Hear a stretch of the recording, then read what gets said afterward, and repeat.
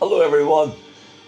Hope you're looking forward to a new great week, courtesy of Big Arm. It's just an optical illusion. Hope you're all doing good and you had a great weekend. I did, well, singing wise anyway. I was in Dundela Football Club last night. Met up with some lovely friends, Michelle and Pauline, and some guys from way back, in the day, in the days of Caroline music, and you know, it sort of makes you think about, nostalgically about everything. But last night I was sort of standing and I was looking out at everyone and going, I sort of know a lot of people in here, but at the same time, it must be daunting for some people, in my business, in the business of going out and singing, and standing up in front of an audience, not knowing them, and knowing that you've got to be there for for 3 hours, and the reason why I'm saying this is because I was getting messages through on my obviously on my messenger. And a lot of them were from people supporting, my attitude towards mental health issues and stuff. And I looked at them and went, hold on a wee second. Um, there's one, two, three, four, five, six people that I knew who were in the same business as I'm in, out singing every weekend, but at the same time saying different things about their mental health, and how me talking about it, sort of gives them a wee bit of support and strength. And then I put two and two together, and I was going, it might actually be a case of what we do, might actually promote, the fact that maybe we do suffer more than most, from some mental health issues. Uh, so I thought about it and I went, you know what? Yeah, of course. A bus driver. This is just thinking about other professions. Bus driver opens up his door. A guy gets on or a girl gets on, pays his money. Walks past. There's an interaction of a few seconds, and then maybe a few seconds of seeing the person getting off. Same with Tesco checkouts, or people who have gone into a clothes shop to buy something. Most things are temporary. Do you know what I mean? There are very, very, very few jobs out there whereby your responsibility is to capture people and keep them invested for at least 3 hours. And it does put pressure on you, because at the end of the day, you know I've been at this for a long time, so I obviously, you know,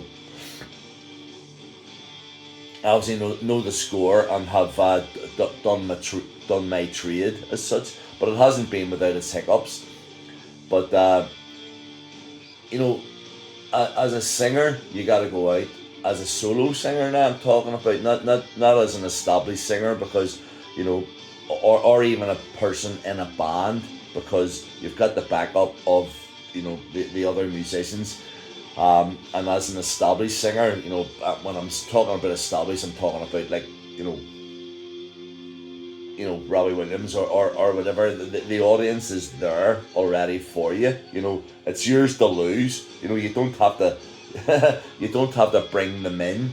It's all you can do is just fuck up, basically.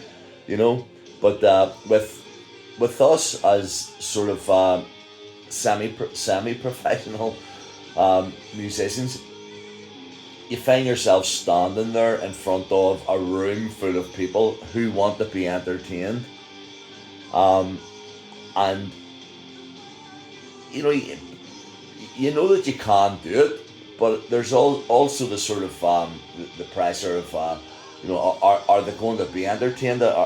You know, are they going to be happy at the end of the night? Are they going to come up and you know, it's all sorts of things. A mechanic, he rolls under his car, and fixes something, to do with the oil pipes or whatever, comes out, then hands the car back to you know, um,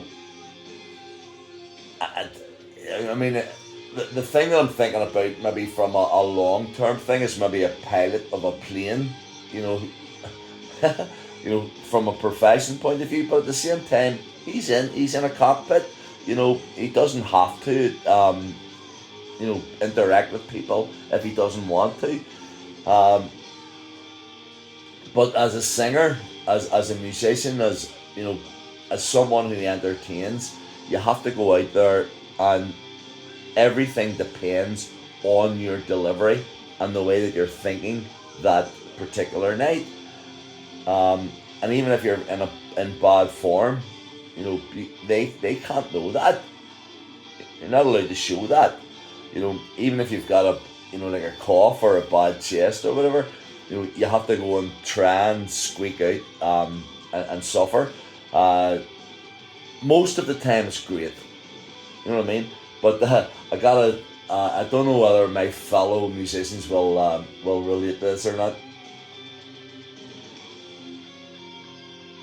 But the one thing I hate, that's the only thing that I hate about about what I do, is being in a bar or a club or whatever, and there being a clock behind the bar that I can see, because you're watching every second going down, and it's enjoyable. I mean, if you've got a gift, or you've got the ability to earn money, by doing something that you really love doing, brilliant. But there are times whenever you go out on a Saturday night, Friday night, Sunday night, whatever, and you're going, "Whew, how am I going to get through this?" And if there's a clock behind the bar and you're watching, because you can look at your laptop, if there's no clock there, and you look down at your laptop and you go, "Oh, right, okay, it's 20 past 9. And then you can look at your laptop again an hour later, it's 20 past 10. But if you look at, if there's a clock in front of you, it's like every second. You're looking at every second going past, and that night just is determined by the by the way the hands of that clock go round. So I do honestly think that clocks, behind bars, should be eliminated, for the sake of entertainers.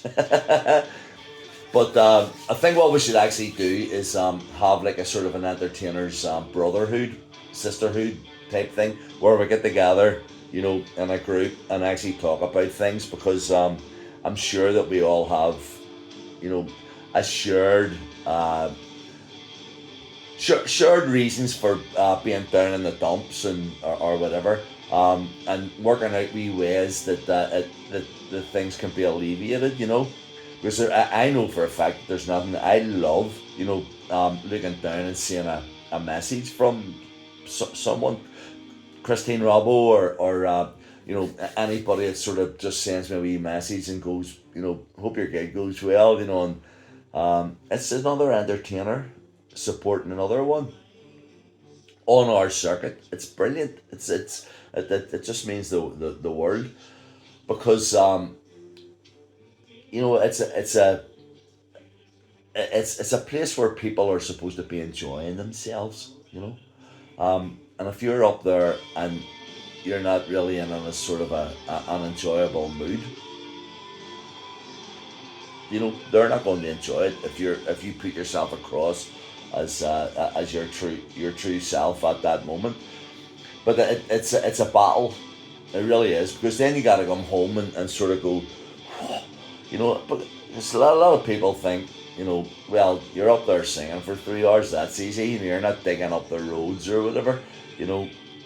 But at the same time, there's a lot of mental sort of work